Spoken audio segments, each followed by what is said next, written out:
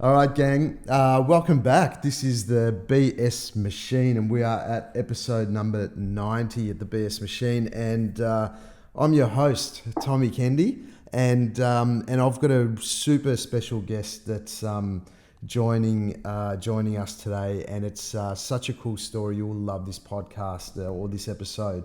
I've got an old sort of mate, a guy that I used to, play music with and whatnot, and his name's Laguda. And if you're wanting to hear an inspiring story, you're about to hear one. And I'll just tell you my experience with Aaron and how I sort of came to know him. We're both in the music industry for quite a long time, and Aaron was that guy where, in terms of when someone mentioned the name Laguda, you're like, fuck, what an epic guitarist, and he's got a kick-ass voice. He's an unbelievable musician. He's one of those annoying fuckers that you see him play and just like, ugh, just so annoying because you're so good. But at the same time, Aaron went down a very dark rabbit hole, and it sort of got through, people started talking, and it's like, fuck, have you heard what Aaron's just like, lost the plot. He's getting on, he's drinking really heavily, and you were hearing of car accidents and this and that, and it was just like fucking. And I guess the whole music industry in Melbourne and further out, everyone was just like, it's like, how can we help, or what do we do? Is it too far gone? What's going to happen? And it's almost like everyone was just waiting for that day when it's like, Aaron's gone. And that was my experience. So, but Aaron will let you know his story, and I've got him on, and it's such an honor to have him on because he's gone through an absolute transition, and I know a lot of people will be super inspired and get a lot out of it. So Aaron Laguda, welcome to the BS Machine, mate. Thank you, mate. Thanks for getting in touch and making this happen. Well, I had to because it just felt right. It felt right to reach out because you're on such a cool path at the moment. But man, give us a little rundown of your experience and what I guess your involvement and the highs and the lows. Let us know give us a rundown of where you've taken this life of yours, starting at, back in the day. What was going on? Well, I started, just a working musician. I was pretty regular sort of dude until I was about 30. Had an unusual upbringing. It was my dad was a working musician. My mum was a really big personality. So it wasn't a regular type of upbringing. So we always knew musicians and that type of stuff. So that was just what I was going to do. So I knew I was going to be a working musician at before the age of 10. I just thought that's what everyone did. So that was my bag. But with my story, by the time I got to about 30, I realized I had a drinking problem. I started drinking. There was no real reason why I started. I felt really good with my life and where I was, but it sort of crept in. And by the age of 32, 33, I was really struggling to function without any alcohol. So and what are we talking, like you'd wake up and start drinking, or in at the worst of it, I would just wake up and I would just drink straight away. So wow. And what were you drinking? Was it beers or whiskey, or what was it? When I had money, it was vodka, but by the end of my drinking, you don't have any money and you don't have anything. So I was drinking, by the end, I was just drinking wine, the cheapest wine that I could get. Yeah. Yeah. So at around 30, I had heaps of gigs and heaps of friends and blah, blah, blah. And by 40, I had nothing.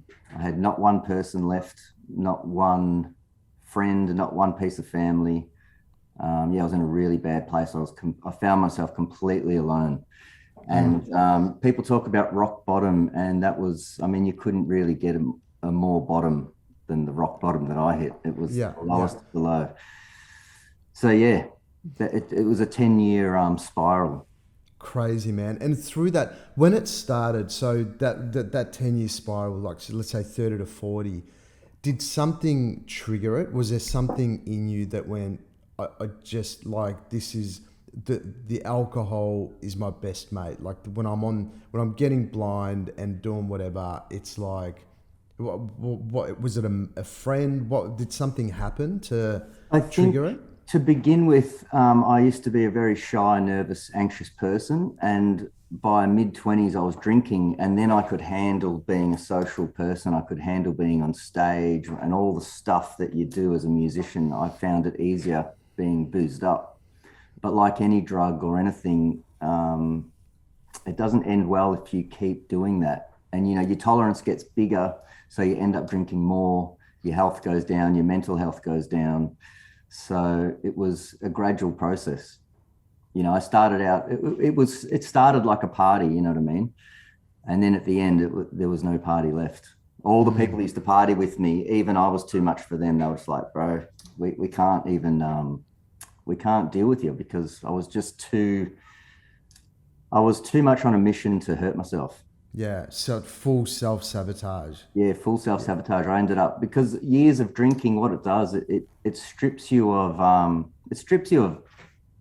vital minerals and stuff physically in your body. It actually depletes it, and you just don't think the same anymore. So after years of drinking, I couldn't think anymore. I became so depressed, and I just hated myself. I was just in a really, really bad place, and the booze, it just didn't help at all. It just made it so much worse. And I was sort of hearing stories back in the day that you were rocking up to gigs like blind, blind drunk, and you could hardly get on stage. But when you put a guitar in your hand, you still fucking played that thing like a machine. Yeah, there's a few stories, I don't even remember going to the gig, let alone being there playing. And I played okay, but not great, but still managed to do it. But yeah, there's a lot of those stories, and, falling into the drummer, falling off stage, falling downstairs. It just became like that. So I ended up having no gigs left, even though I was in bands with people that loved me and I loved them, but they just couldn't deal with me anymore. And I couldn't deal with myself. Yeah, yeah. And so, was there a point through that 10 years where you went, I'm too far gone, I'm just going to keep going? Yeah. By the time I was about around 38, 39, by that time I was literally on the streets. I didn't have any house. I was living behind shopping centers and in bushes, and it was just terrible. Like, it's hard to even, I just can't believe I went through that. It is just insane. Like, every day was just survival. And I hated myself and my life that much. So I'd wake up wherever I was, and the whole mission was to try and get booze and trying to get all the mountains of medication I was on by that time. Because by that time, all the mental health and all the stuff was shot to bits. So I had doctors everywhere, and I was just a complete disaster. And I was on 30 to 50 pills a day. Wow. What sort of pills are we talking? Like antidepressants? I was on antidepressants, antipsychotics. I was on sleeping tablets. I was on everything you can imagine. My Lord. And so at this point, were you still drinking? Yep. So you're living behind shopping centers on 20, 30 pills a day, antipsychotics, antidepressants, sleeping pills, whatever, still drinking and living behind a shopping center.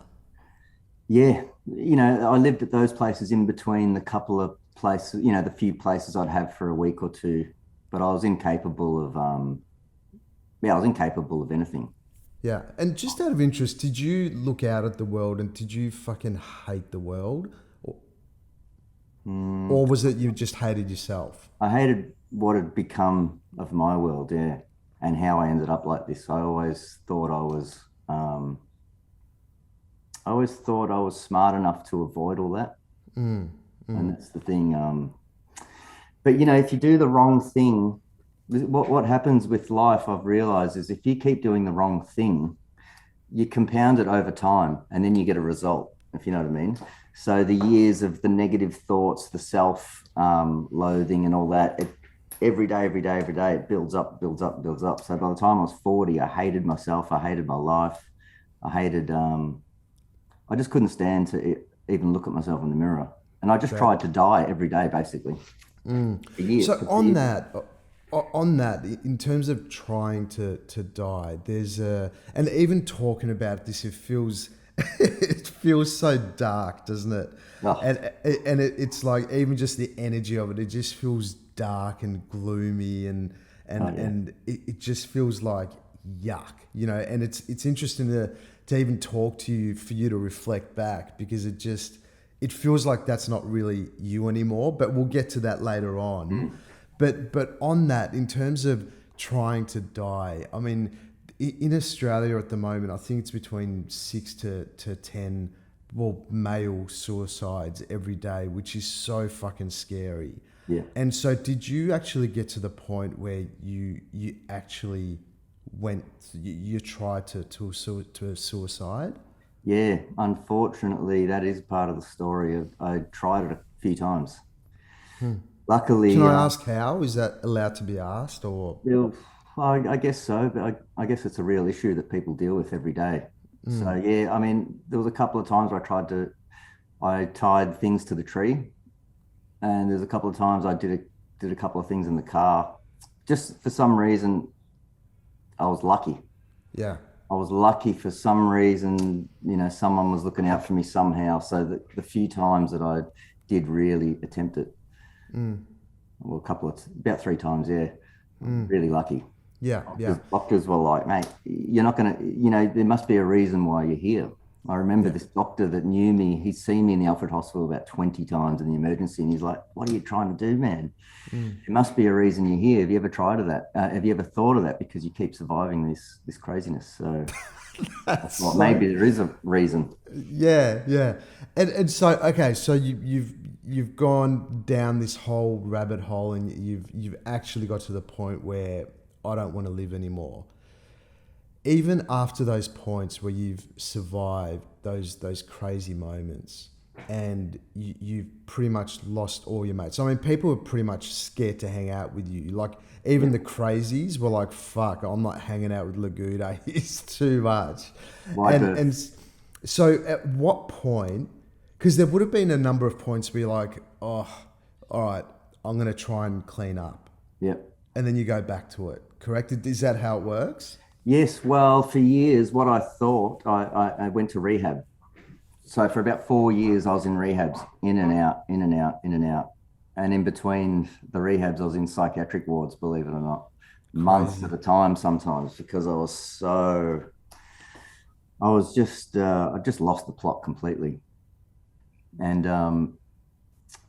so what was the question? Where we were No, keep going. So the question was, there was moments where you tried to, restart or just give it all up. That's right.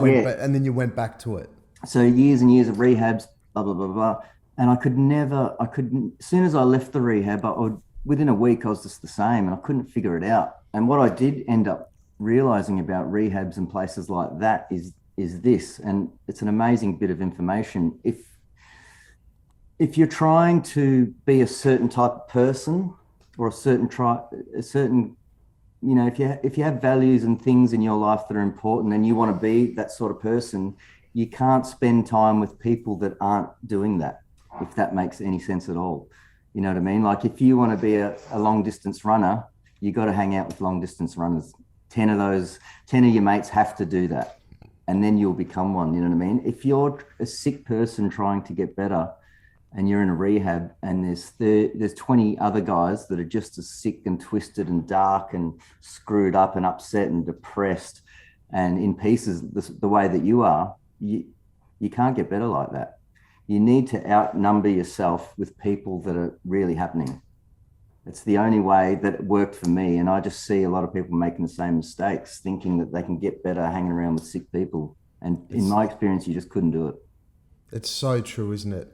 There's a saying that you have a look at the 5 people that you hang out with the most, and that's basically who you become, and yeah, even people that I've know a few people that are constantly gossiping and fucking negative and blaming others and whatever. Yep. And this is one of my clients, and I got her to look at her 5 close mates, and they're all the same, and she realized it's like, Yep, wow, I've got to change my environment if that's what I want to that's right. become. Yeah, It yeah. was one of the most important things that I ever connected with. When I figured that out, I thought, aha, that was a huge step, Can massive. I ask, as what's the first aha moment where you actually had a ray of sunshine come through and you went, holy shit, Mm. I, I realize, that aha moment where you Yeah, realize something. I did realize this one time I was living at a Hare Krishna farm. They ended up being the people that took me in when I had nothing left, and for somehow they said, "All right, we'll give this guy a go." And I remember it was about after about a year and a half of living at this joint, I was cleaning out the cow shed, cleaning out cow poo. It's not a glamorous job at all. But I had this realization then. And I thought to myself, I was taking pride in my work, and I had a bit of confidence about the day, and I had things to achieve. And that had been the first time in probably 5 or 6 years where someone relied on me. I had to get something done. Someone needed me. I was doing it. I was working, physically working, which was something that I'd never really done before. Being a muser, I got it really easy. I'd just go to work at 10 o'clock at night, have my days free. But at this farm, I was accountable. I had to get up at 6 and blah, blah, blah. So that I remember that day, and I was like, wow, I am living a completely different life here. I'm not fucked up. I haven't hurt anyone today. I haven't hurt myself. I haven't had thoughts of, the things I used to think about how bad my life was and rah rah. Because I had these little jobs that I had to do for other people. They were relying on me. And that I remember that day, and I just went, wow, this is a different reality. I like this. So, So and tell, I tell thought, us, tell us about how. I mean, how does a total drunk, you know, who's, I mean, it sounds bad, but I mean, this is how we're talking about it. that's I mean, true. a total drunk who's suicidal, that's been in psychiatric wards and been in rehabs, in and out, and hurt people, lost everyone, lost family, basically no one left.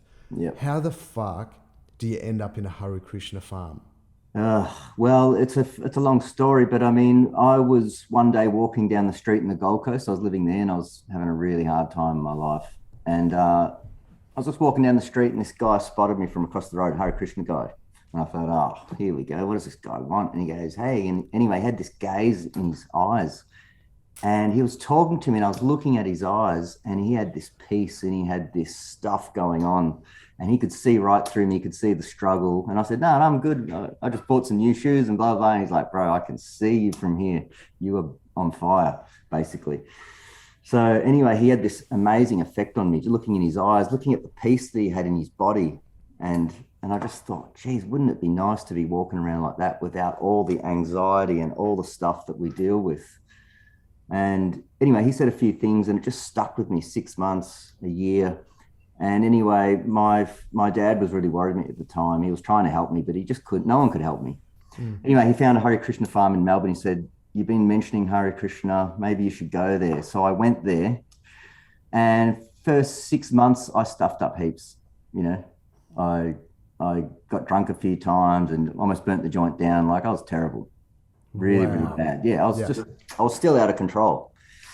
Somehow they persisted. They kept having me back. I had to leave a couple of times because I just couldn't be a normal person. But anyway, I kept coming back. And then one day, when I really truly had nothing, I went there and I just said, you know what, I don't know how to live. I can't do it because everything that I think of, I'll end up in a hospital or I'm just screwed. Every decision I make is wrong. So I'll just do what you guys do. You all look peaceful. You all look like you're having a good life. You're all healthy. You do what you say. So I thought I'll just do exactly what they do. And I hated it for about 4 weeks. I had to get up early. It was just the worst thing. I thought, what am I doing? This is impossible. But after 6 months of really doing their program, it gave me a way out.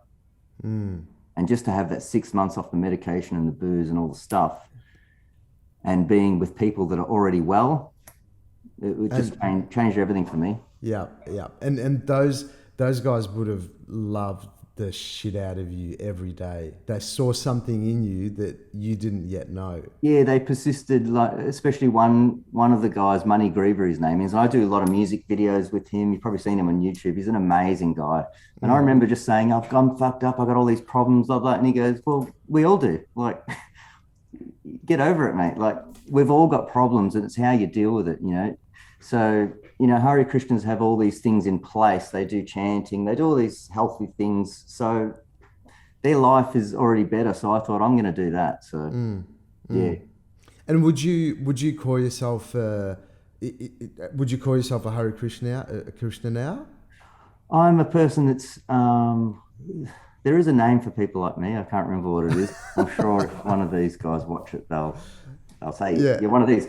But yeah, I mean, I'm a kind of a devotee, because I love the way that they go about their lives, and I love the way that they go about their business. They do what they say. They talk about health. They talk about a thing with Hare Krishna that I didn't realize before is you do things for others. You serve other people.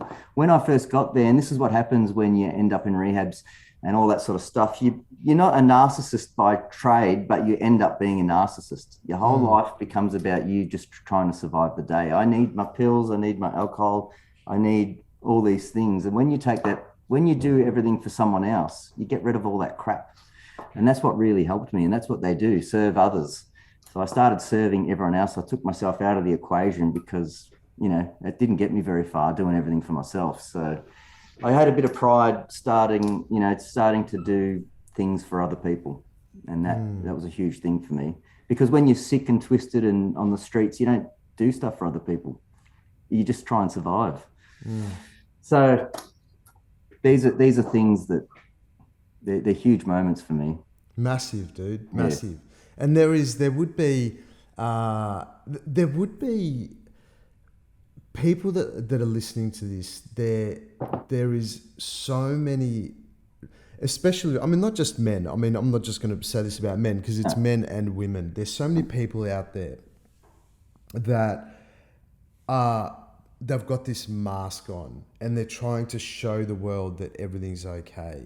Yeah. And underneath it, they're fucking hurting. They're in a place of negativity, maybe even depression. Maybe alcohol is a part of it. Maybe it's not. Maybe the sleeping tablets or whatever, drugs, whatever. It's all in the same sort of little bucket, isn't it? Yeah. But ultimately, there'd be people out there that would be living this very lonely life, where slow and steady, they'd be losing people. People would be like, you know what? I'm actually okay not hanging out with you, whether you're too depresso or too whatever it might be, right? Whether you're drinking too much, whatever it is. Yeah.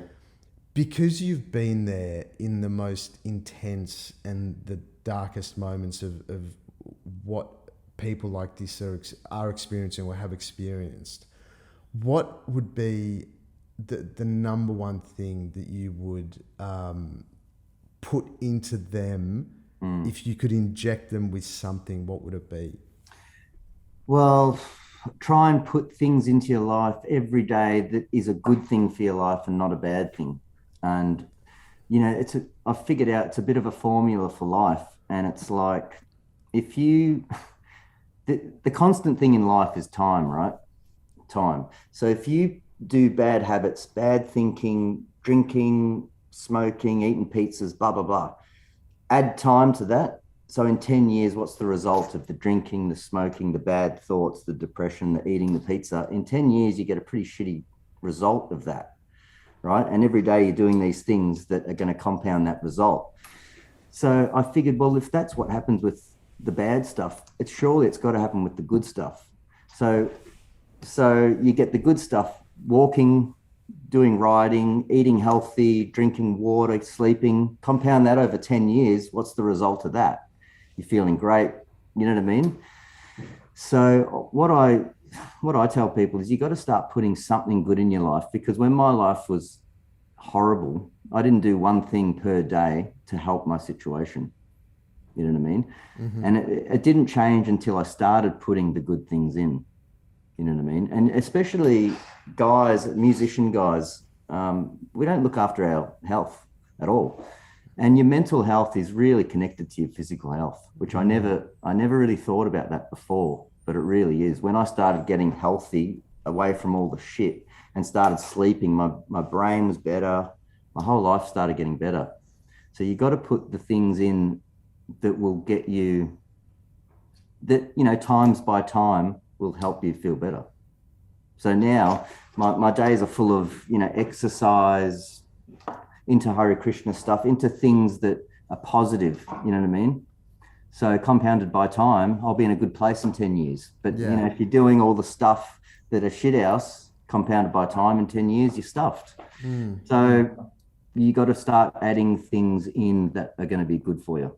That's and it's so interesting too, man, because part of my transition, it wasn't Hare Krishna, but it was a lot of chanting, a lot of and like a lot of yoga and things like that. So everyone has, it's like everyone, when the time is right, there is something that will present itself that for you to click into, and it clicks. And the funny thing is, man, I actually had a really cool moment with you know, the Hare Krishnas and whatever. It's like, I remember for years and years when you see these guys in the street dancing around, for years and years I was like, ugh, like so annoying. Like, these guys are Fruit Loops and whatever. And then I remember about, I don't know, 8 or 10 years ago, once I started doing this chanting stuff and whatever, and I saw a similar thing to you. I looked at these guys and I went, holy shit, they're so peaceful. They're just in pure joy. You know, in the darkness and the judgment of the world, they're just in fucking joy. And that's the thing that the world is really missing at the moment, is being joyful. Like, who cares what you're dancing to, what you're chanting? We're all exactly from the same seed. That's right. It's no different. So who the fuck was I to judge that? You know, I'm like, it's just, it's so dumb. It is, you know, and everyone has their right, and it's their birthright for all of us humans to have joy in life. And that's what we're here to experience. Yeah, that's right. So who cares how you do it, how you get to it? And it is chanting, if you know, if you haven't tried it and you're listening, is such a powerful. It turns on these neurons in the brain. It gets you out of your negative thinking. Gets you into a frequency, and it's one of the things. There's a couple of things about the chanting that people should know. The Hare Krishnas in the city, when they're chanting, and they're actually chanting for the benefit of all the people around them in the city. They're doing that for you, not them, because they do chant. They chant their asses off anyway, and they get the benefit. They are out there on the streets trying to give the benefit to people, and some people get it. And that's what it's actually for. And the other thing about the chanting and the singing and the dancing is try and be a depressed person, and, you know, all messed up, and you jump around and chant and sing Hare Krishna for about half an hour. You can't be depressed. It's impossible. It's impossible. You have to, all of a sudden you start going, yeah, this is awesome. And you feel all these feelings, and you think, this is so simple, but it's an amazing thing. So that's the thing about chanting. Just out of interest, did you ever go with them, like out in the streets and just being in that bubble of being the people that are, you know, jumping around in joy and chanting for others? What do you notice on the outside of that bubble? Well, when you're in the bubble, you feel so protected. That's the thing with Hare Krishna. When you're in that circle, it's an incredible, powerful feeling. You feel bulletproof. And you can see when you're in this positive circle and it's just working and your body feels amazing and you're connecting with others, you can see quite clearly outside the bubble, and you can see the people that are struggling. You can see the people that they go, hey, this is cool. you see the world quite differently, and you really do feel bulletproof. And you feel like you've got this joy and you just want to share it. That's the thing about the chanting. And it does affect people Absolutely. in a good way. Some people get annoyed, but Yeah, yeah. the benefits for them. Benefits for them, yeah. And isn't that true though, that basically what we all want to feel in our own body is that it's bulletproof.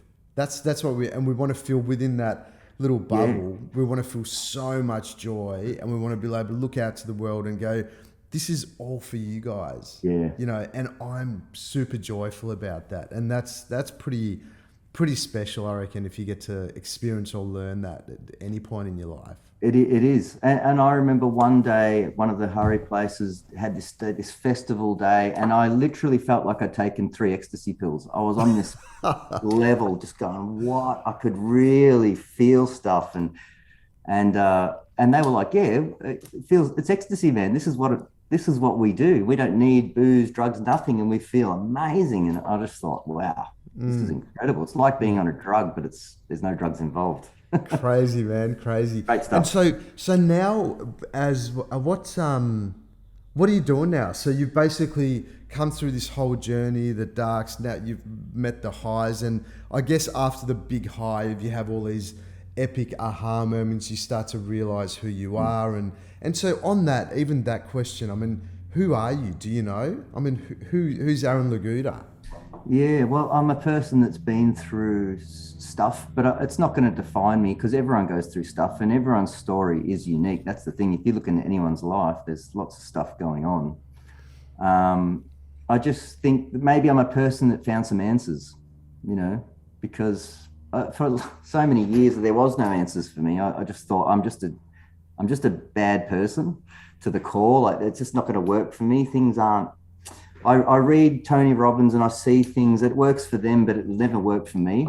But what I realize is, if you do anything like Tony Robbins or any of those people, or follow a Swami and do what they say, if you actually do it, you'll actually get an amazing result. That's the thing. We all say, yeah, I bought the book, but never read it. Like, you can't. It's more than just the first step, or you have to actually follow through with stuff if you want to get better. If your life's shit house and you need things to change, you've got to follow through, and you got to listen to the masters. These people, there's just heaps of masters out there at life that figured it out, and they tell you, and most of it's free. Yeah, it's all absolutely it is. We've got Google, we've got YouTube, it's all there, isn't it? But dude, you're a master now. No, but I'm not a master. I still struggle with things daily, but that's okay. You can struggle with things daily. It's how you react and how you deal with stuff. Yeah. And before I had all the tools to do it, I just couldn't deal with life. And I know I have people in my life. I know people that still going through that, but they won't take the first step. You know what I mean? And what is the first step?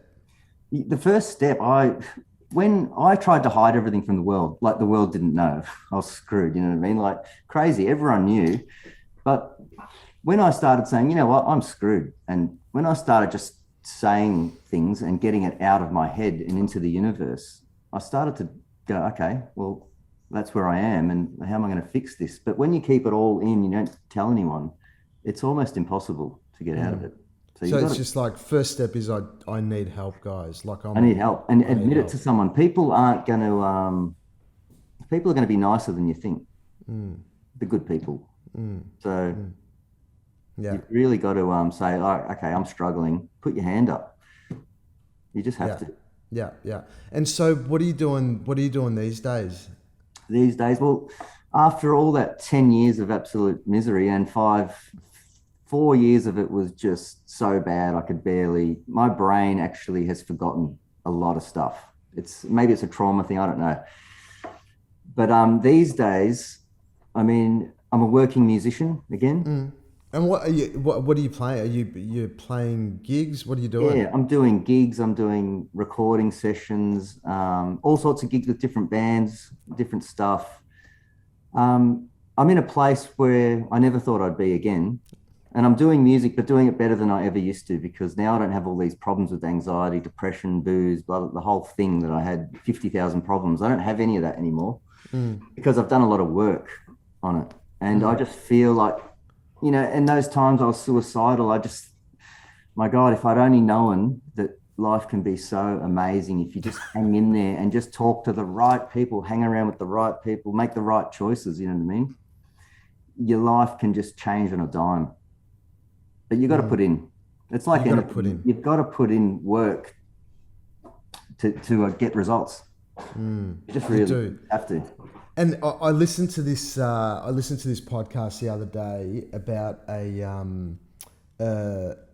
marathon runner, and he was talking about he does like, I don't know. He said he's got, I don't know. He does like double, triple marathons or whatever, and he was saying that he's when he does these marathons in the middle of the desert, it's like 50 degrees or whatever, and he's running, but his body just wants to give up. He's mentally, physically, he is done. Yeah. He's just done. And he said he's got this mantra, which is basically he just looks down and just goes, just take the next step, just take the next step, just take the next step, just take the next step. Yeah. And he was saying that sometimes he has that mantra for like 5 or 6 hours through the marathon.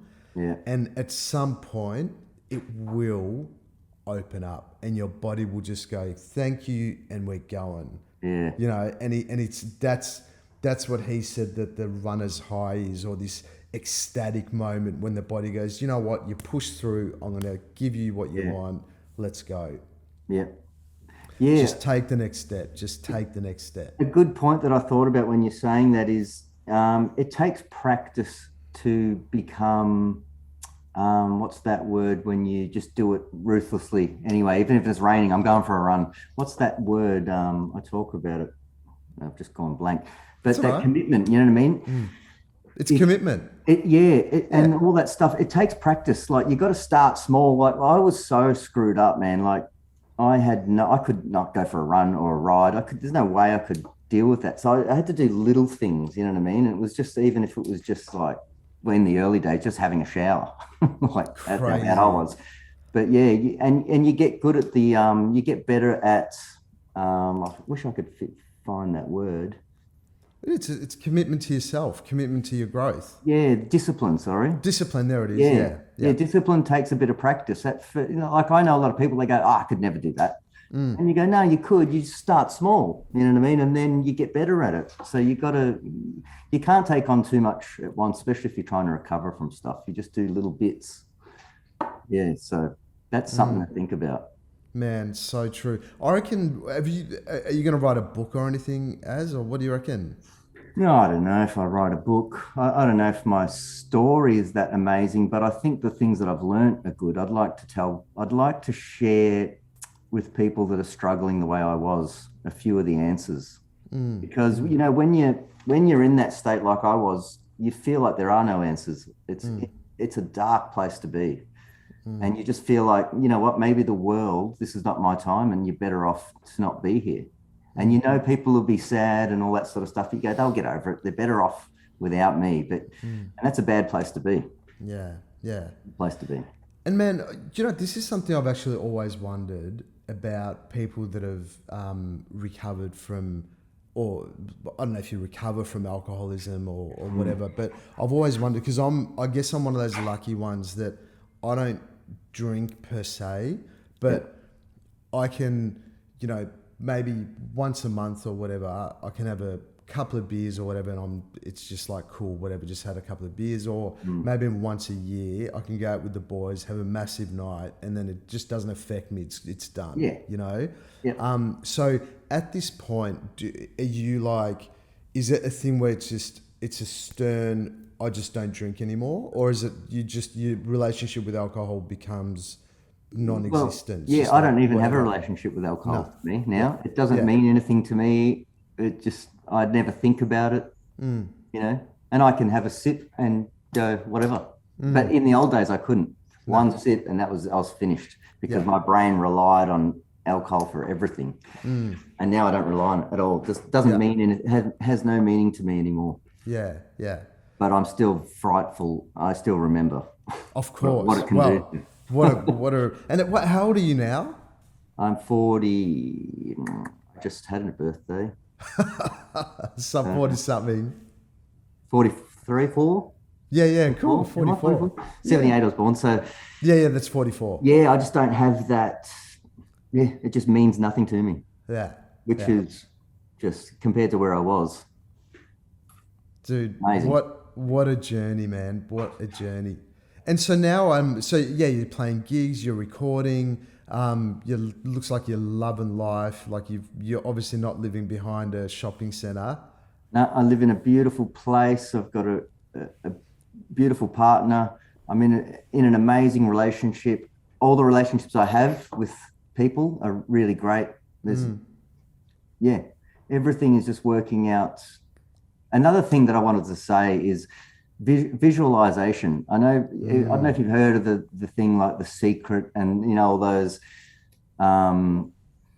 what's the law of the universe, Yeah, the law of attraction, law of attraction, universe. all that stuff. Yeah. It's a real thing. So it's something to look into because I visualized a lot having this life, this exact life, almost down to the type of house, like everything, man. Like, because I thought I'm going to try this, and I did it for like 2 years. I thought I'm going to be working, I'm going to have a great house, I'm going to have a great partner, I'm going to have good friends, meaningful relationships, I'm going to feel good about my life. And I just thought about it and did little things every day to bring me here. So yeah, now that I'm here, I just can't believe it. I pinch myself every day. It's Every so day good, I just man. think, my God, and gratitude, like you have to practice gratitude. The more I've you do, better been things get. yeah.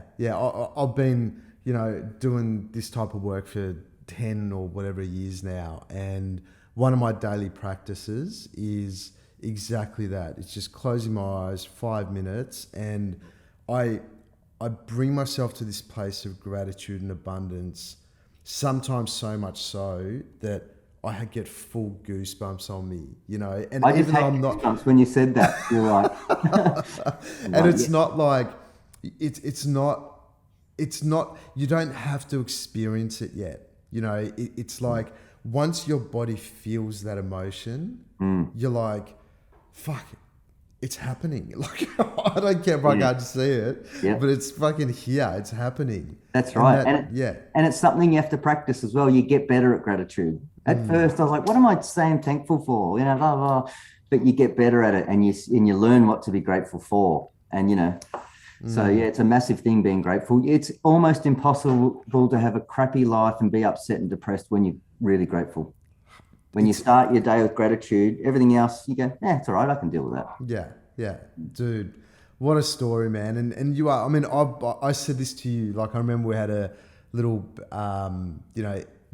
Facebook message thing a couple of months ago. But I have this inner knowing with you, Aaron, that you're 100% here to help so many people in this world. And Absolutely. it's almost like I reckon I got you on the podcast before this whole thing sort of rolls in for you, because it's just you can't go through a journey like that without landing in a place where you're just here to help and shape shift the world into a better fucking vibration. That's just what you're Yeah. here to do. It's a vibration. And yeah, I just want people to know that, no matter how bad it is, man, like I was at the worst. There's things I can't even say it was that bad, but you never know. Like if you just try and hang in there and just put something good in your life, just those little things, and just try and hang around with better people, or, the people that you need to find people that are already doing what you want to do.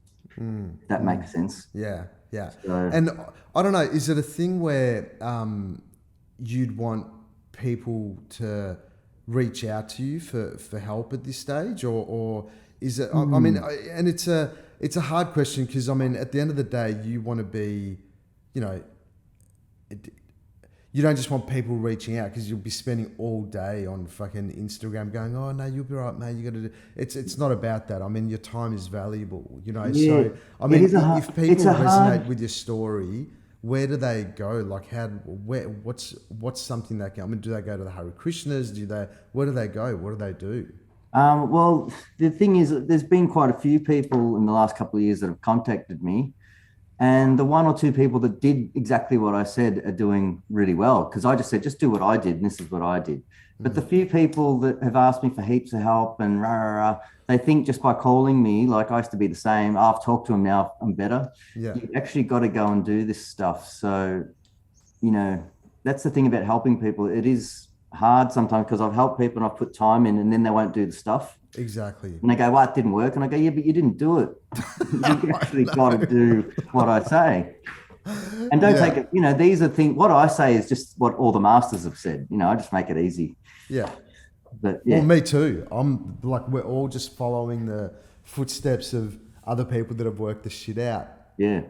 Yeah. And there are answers out there. That's the thing. You just gotta prod and you just gotta search. Search for it. Yeah. Yeah. Man, so good having you on, Az. Like, I wish we could talk longer, but people's attention span is it's not that long. But man, thank you so much for coming on the BS Machine, man. It's such an honor to have you on. Thank you, man. And this potty will be up, the episode will be up, and I'll put a few little notes in. But and so, you know, moving forward, as like, I mean, what do you reckon if you were to look at yourself in 10 years time? So from 30 to 40, you're a total fucking wreck. 40 to 50, you're a 50-year-old looking back. What are you seeing? I think I'm not sure what I'll see, but I'll look back and I mean, I actually do feel sorry for myself in those times. Now I think, oh my God, I can't believe I went through all that. Like, what were you thinking? But I couldn't find answers. So, you know, I feel like if I make it to 50, I'll be happy. And I'll, like, every day now, like, I don't care if I die now, because I beat all that stuff, which is, a lot of it's almost unbeatable. I somehow lucky figured it all out. I got the combination right eventually. And like, if I died tomorrow, I'm like, thank God I made it out of that. And I had one awesome day of just living like having a good life. Yeah. Love it, man. Very cool, Az. Thank you so much for coming on the BS Machine. Thanks, mate. And yeah, I'm sure people will see a lot more of you, and it was an honor to have you on. Thanks, brother. Thank you, Tommy.